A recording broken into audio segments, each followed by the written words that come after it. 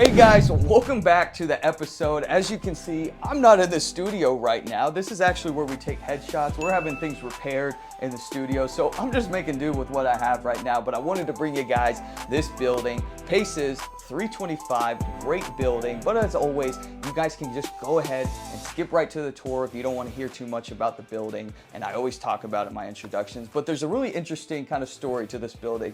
And if you guys stick around for that, I'm sure you'll kind of like it.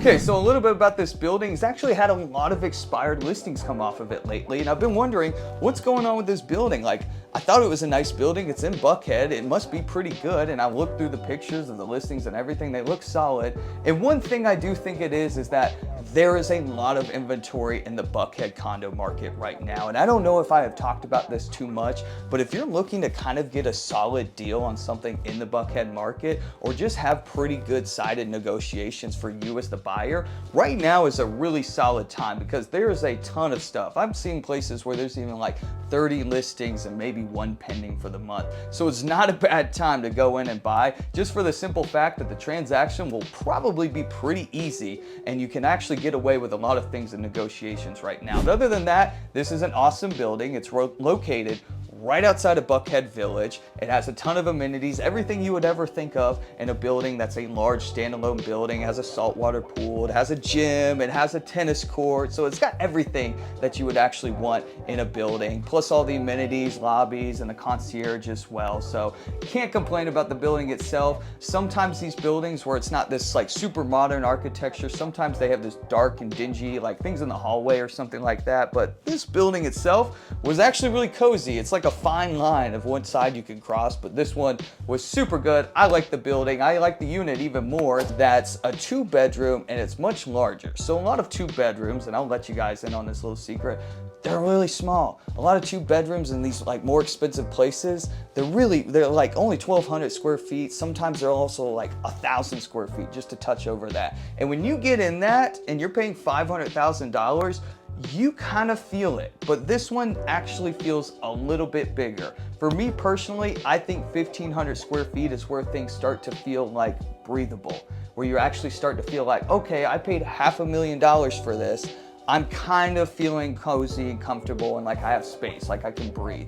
And this unit does it really well. It's actually really well priced for that as well. It's right around $500,000. So you're under $400 a square foot. I'm telling you guys, Buckhead is the place to do it if you want to find good deals and still live in a pretty cool area. But other than that, the HOA is also pretty reasonable as well. For something this large and a lot of other buildings, you should be paying like $900, $1,000 a month for that square footage in another building in HOA dues. But this one is only around $700, so that's great to see as well. But guys, without further ado, let's check it out because the building's great, the unit's great, and the walkability and the area around it is also great. So let's get into it.